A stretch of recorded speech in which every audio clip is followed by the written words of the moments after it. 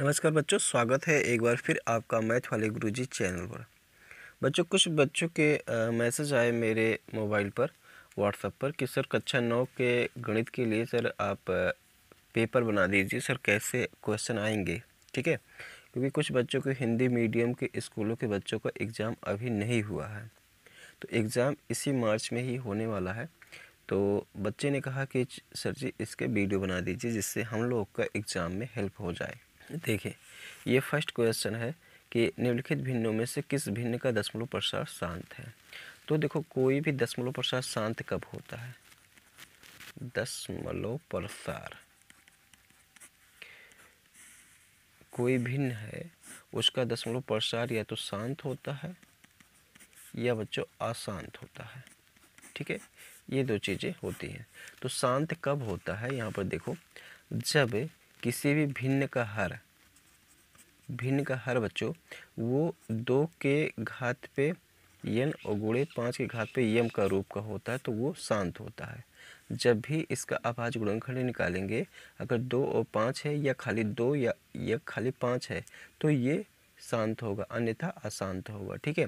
तो देखो, इसके हर का हम निकालते हैं क्या, अभाज्य गुणनखंड। तो देखो 11 का निकालेंगे बच्चों तो 11 क्या होगा, 11 केवल 11 से कटेगा और 1 से कटेगा। तो यहाँ पर 11 का क्या आ जा रहा है बच्चों, बताओ, 11 का 1 गुणे 11 है, क्या 2 और 5 आ रहा है, नहीं, तो ये शांत नहीं होगा, पहला कैंसिल। दूसरा देखो, 4 सही 1/8 दिया गया है, ठीक है, तो इसको देखो 8 चौक 32, 1 33 हो जाएगा, 33/8। केवल हर का अभाज्य गुणनखंड निकालना होगा तो 8 का अभाज्य गुणनखंड निकालते हैं बच्चों, ये सीन कर लेते हैं।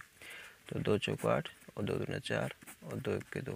तो यहाँ पर जो आ जा रहा है 33 का बच्चों 2 गुणे 2 गुणे 2 अर्थात 33 बट्टा जो आ जा रहा है वो 2 पावर 3 आ जा रहा है। यहाँ पर एक चीज़ समझ रहे होंगे कि देखो, ये 2 पावर n मैंने लिखा था ना, अर्थात 2 के घात पे 3, 2 के घात पे अगर 3 है या खाली 5 के घात पे भी कुछ रहेगा या ये दोनों रहेगा तो ये बच्चों शांत होगा। तो यहाँ पर ये वाला ऑप्शन शांत हो जाएगा। इसी प्रकार से देखो, ये वाला 13 ये है अभाज्य संख्या है, 11 भी अभाज्य संख्या है, तो इसका भी जब गुणनखंड करोगे 13 और 1 आएगा, 11 और 1 आएगा, इसलिए ये अशांत हो जाएगा। तो ध्यान देंगे, यहाँ पर समझ पाए होंगे कौन सा शांत होता है कौन सा अशांत होता है। अगला क्वेश्चन देखें, देखो दिया हुआ है x - 2y बराबर 4 का हल है। तो x - 2y बराबर 4 का हल है, तो देखते हैं यहाँ पर x - 2y बराबर 4, ठीक है।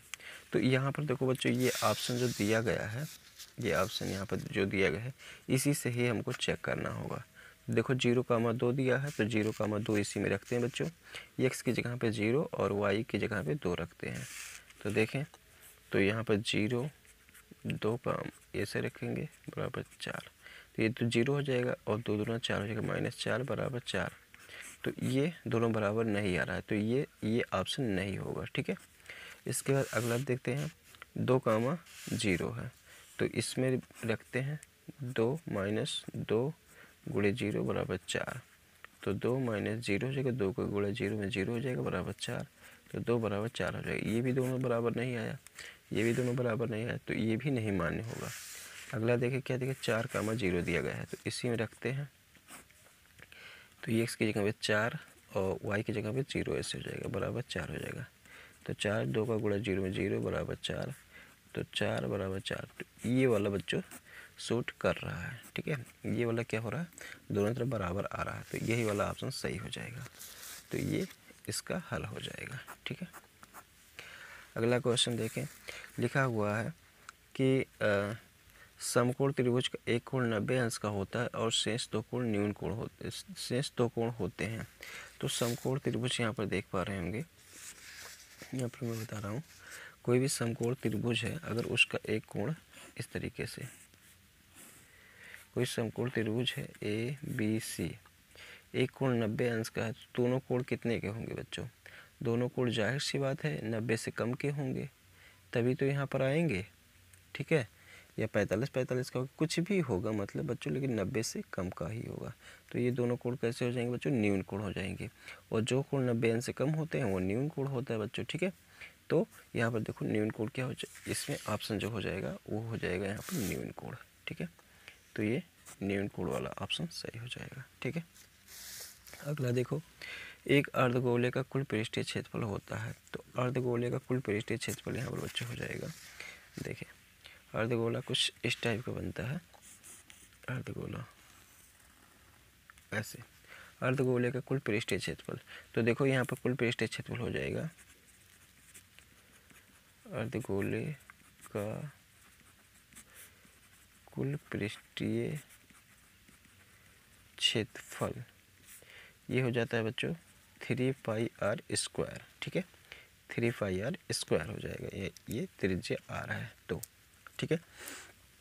और केवल पृष्ठीय क्षेत्रफल बोलेगा तो क्या हो जाएगा 2πr² हो जाएगा, ठीक है। तो ये चीज़ें हो जाएंगी। तो यहाँ पर जो ऑप्शन हो जाएगा ये वाला ऑप्शन सही हो जाएगा, ठीक है। अगला देखें, अगला नंबर में है, लिखा हुआ है किसी शंकु की तिर्यक ऊंचाई r तथा किसी शंकु त्रिज्या r तथा ऊंचाई h है। तो शंकु की तिर्यक ऊंचाई पूछ रहा है। तो देखें यहाँ पर शंकु इस टाइप का बन जाएगा, ऐसे शंकु है ये बच्चों। इसकी ऊंचाई जो दिया गया है वो h दिया गया है और त्रिज्या दिया गया है r। ये हो जाता है बच्चों तिर्यक ऊंचाई, ठीक है। तो शंकु की तिर्यक ऊंचाई पूछ रहा है, शंकु की तिर्यक ऊंचाई L इक्वल टू क्या हो जाएगा, √ में r² प्लस ch², ठीक है। तो ये ऑप्शन सही होगा, r² प्लस ch²। तो यहाँ पर देखो ये वाला ऑप्शन सही हो जाएगा, चौथा, ठीक है।